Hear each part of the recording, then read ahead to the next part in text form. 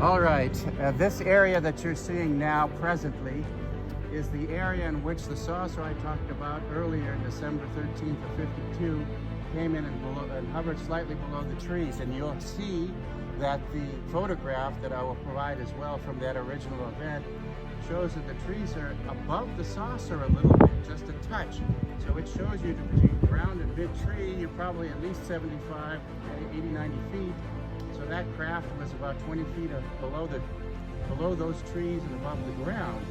And you can see these trees have filled out a little bit, obviously, in 70 years, 75 years since that event occurred. And if you follow me a little bit between the trees, up this little pathway road, there's a field at the very far end.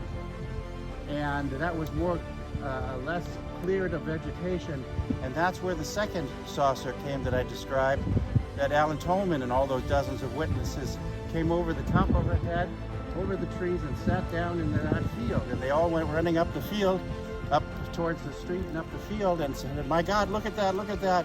And Alan turned around here to George and shouted, "Look at that, can you believe that?" And George just smiled and waved and said, "Oh yeah, the boys stop by every so often." Super.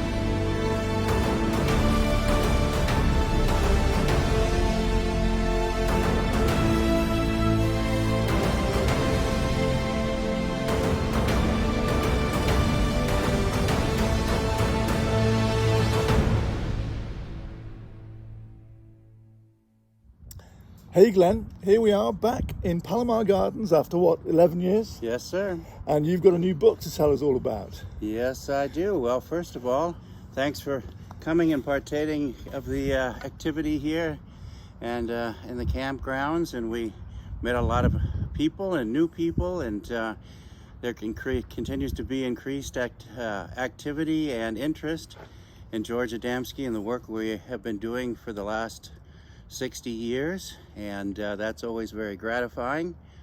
Also, for those who are watching, please excuse my appearance. We have been camping for 3 days, and so I'm still in my outdoor grubbies that I did not bring along, expecting to spend so much time in front of the camera. But having that being said, yes, my new book is out, The UFO Reality, Can Truth Prevail? It is available through the internet publisher Blurb, blurb.com, and they take the orders, they print the books to orders, and then they ship it to you. I am not in that loop, so if you're interested, you can go on there in their search engine and type in the first part of the chapter. It's titled The UFO Reality, and it'll take you to the page. There's two selections. One is for paperback and one is for hardcover. Now, this new book, Glenn, it's basically a history of your family's connection with both George Adamski and extraterrestrial visitors to this planet. It's a two-section book.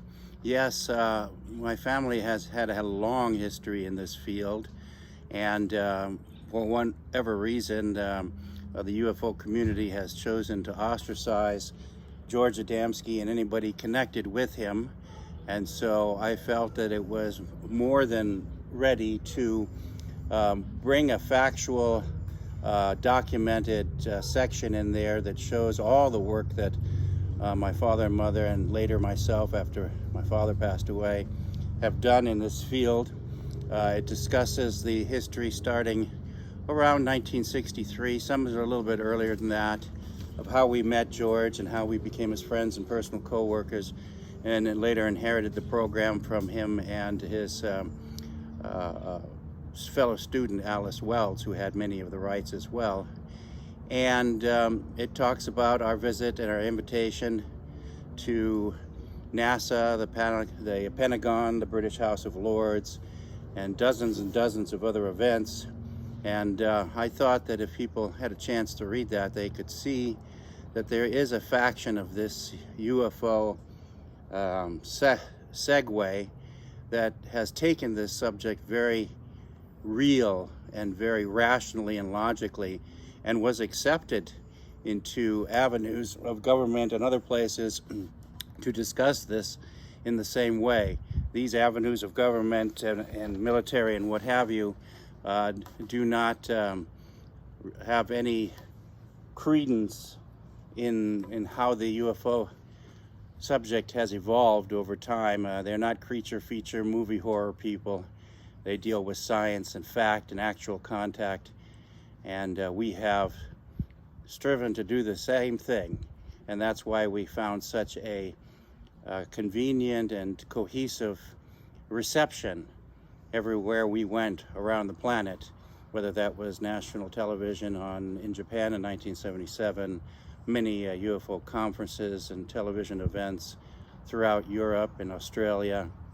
So I am pleased to pass along this documented exposure so people can see for themselves that there are places of substantial substance that can help to wash away some of the confusion that is self-generated in the current UFO segment or program. Now, the main thing to take away is that these extraterrestrial visitors, they're human. They're not monsters. That's correct. There's no three heads. Nowhere have we gone, whether it was with scientists or anywhere, official or anywhere else, do they concur with the stories and the fantasies and the science fiction that is being promoted in the field of recent years.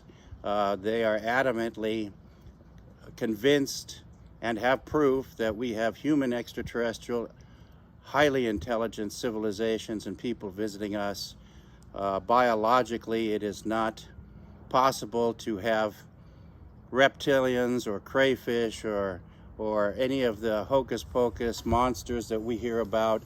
There are no Sasquatches flying and building flying saucers. These are all beyond not only the mental but the physical capabilities of these type of species. It's not to say that these species are dumb, but they are all relegated within the phylums and their own particular genera. And they don't crawl out of the ocean or out of the jungle and start building supercomputers or 747s or anything like that. And so I think we have to take a moment to learn and to recognize that we are the uppermost intelligent manifestation of creation, and that it is us after thousands of years. The technology and the ability to travel space requires technology that is still thousands of years beyond our capability, let alone an animal that would crawl out of the jungle. And I was going to mention as well that the people that you have in the UFO arena at the moment are making a fair amount of money out of publishing certain aspects that are completely illogical within this field. Yes, what's happened is, like so many other fields, you have a large segment of exploiters and self-promoters that are looking for either accolades or media exposure and profitability.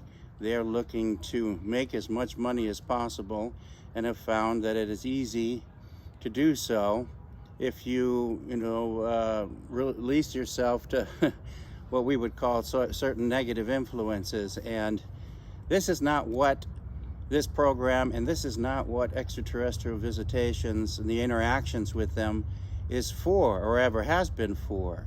It has been for everyone, everywhere, free and available, and so we can increase the capabilities of our civilization and of our human experience, so that we too can reach the point where we join them in space and in other worlds and throughout the cosmos, because that is our natural heritage. And so we need to turn the corner on this and go the direction that will be of benefit to us, rather than constantly mill around with Halloween stories. The other aspect as well, which I think is fascinating, is that we're sitting in a spot where a saucer came down, literally just behind us here, and there were lots of witnesses. What happened is if you follow some of the history of George Adamski, his original contact in the Desert Center, which is out here about an hour from this location at Mount Palomar, on November 20th, 1952, which was well documented, and also provided with photographic evidence, reported in the newspaper. So here on the property, if you look around us, and you'll get John will provide you with some pictures as well in the current state, and then we'll provide the picture as it was 60 or nearly 70 years ago of the saucer hovering below tree level, about 15 to 20 feet above the ground. And there were multiple witnesses on the property and visitors on the property who witnessed it as well. So the saucer came down, hovered right between the trees, and the package dropped out of the bottom. And that package contained the photographic plate that George had given the visitor out in the desert 3 weeks earlier. And upon that plate were a series of engravings.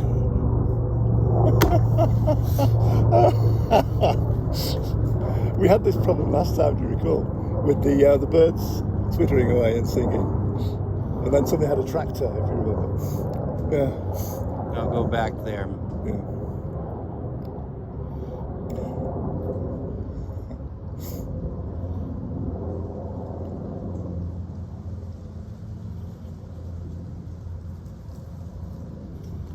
So on December 13th of 1952, this saucer came over the property here at Mount Palomar, where George and his students resided, and they had a small cafe to provide services to the astronomical personnel that would travel up and down the mountain, because the Hale 200-inch observatory sits on the mountain up above this location. Saucer hovered, a small hatch opened and dropped out the package, and in the package, after it was unwrapped, was the glass plate that George had given the visitor 3 weeks earlier, and on it was a series of engravings. And these engravings hold the key to building or accessing electromagnetic energy, basically a map for a motor to build, and thereby give us the jump into free energy, which would solve a great deal of the world's problems. And the interesting caveat to that is 10 years later, a professor of anthropology by the name of Marcel Homé, very well known in Europe, did a lot of exploration in Brazil, in the Brazilian jungle, and he looked for megalithic remains of cities. He came across an area called the Piedra Pintada, which had engravings that were at least 10 to 30,000 years old, and found an area that had almost 80 to 90% exactly the same engraving that was on the photographic plate, and we'll provide that shot with the comparison of the two as well. And so it shows that we have had access to this information through various civilizations, either their rise or their decline, which many of them have all done that, for a long time. So technology, superior technology, has been available to us for quite a long time.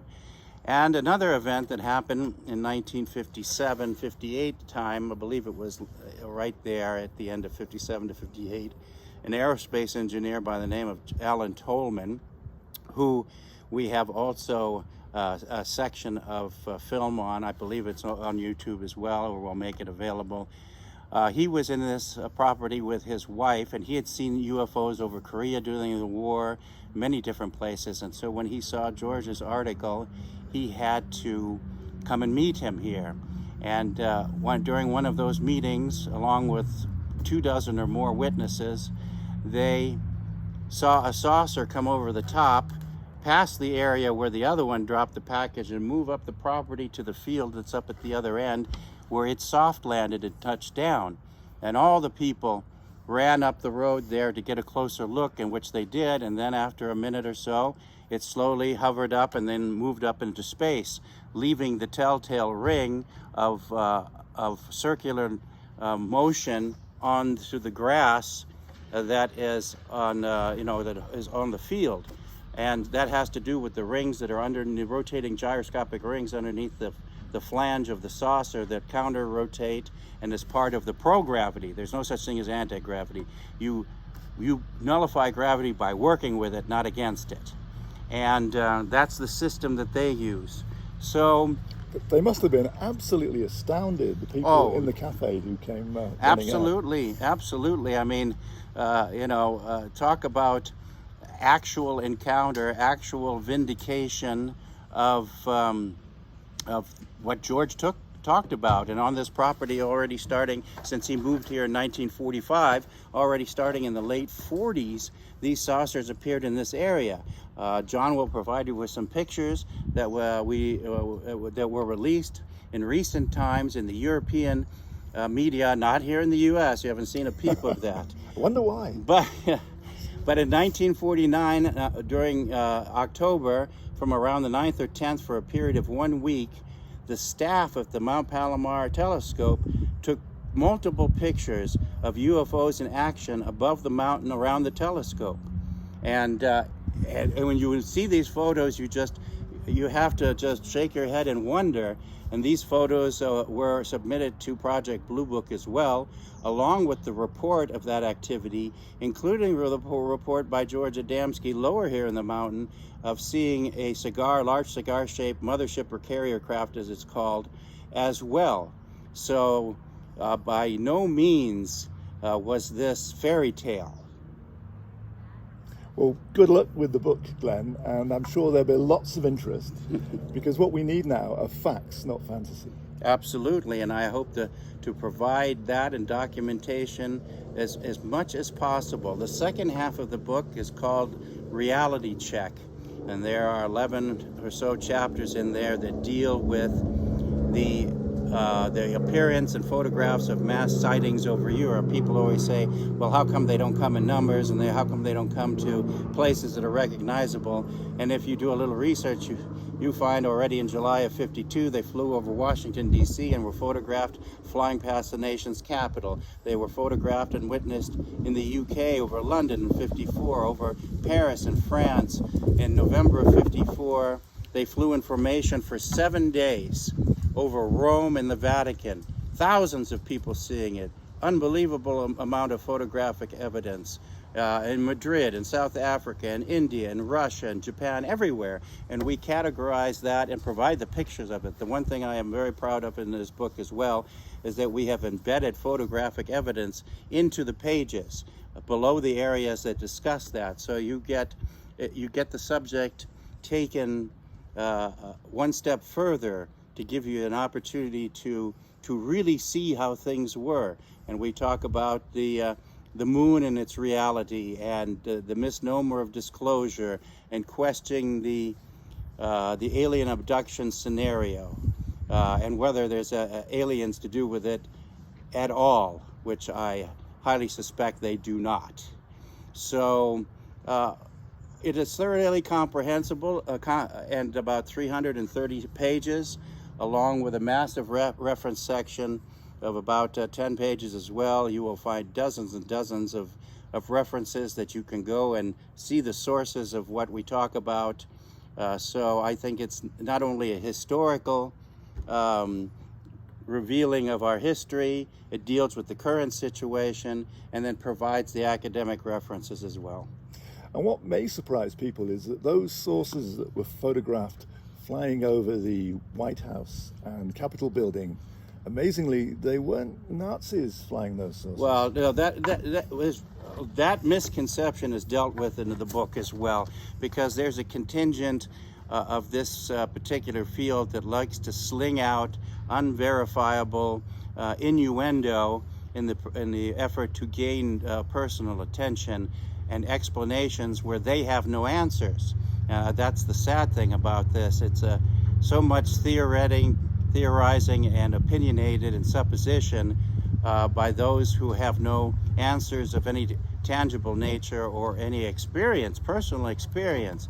And so when you look at the accusations of the so-called Aryan or Nazi origins of these spacecraft, it doesn't take a rocket scientist to quickly research and find that these crafts have been photographed in Europe as back to at least 1918. And of course, there were no Nazis then. We still had World War I going on, and the National Socialists didn't come into power until 1933. The laboratories of the V-2 rocket and other technologies of the Nazis in 1939 in Peenemünde. And so what happened was the Germans noticed these craft as well.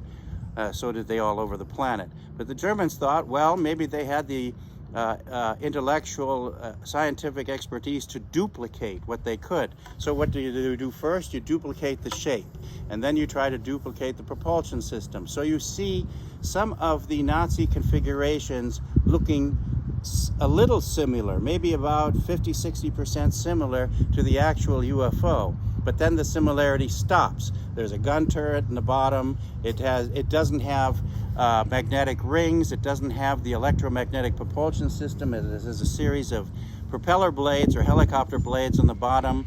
And the craft was seriously underpowered, unstable. The tests that were conducted, it flew for a few hundred yards and then crashed. And then remember that the real saucers were tracked by radar up to 20,000 miles per hour through the atmosphere. Nothing we have technologically can deal with that even to today.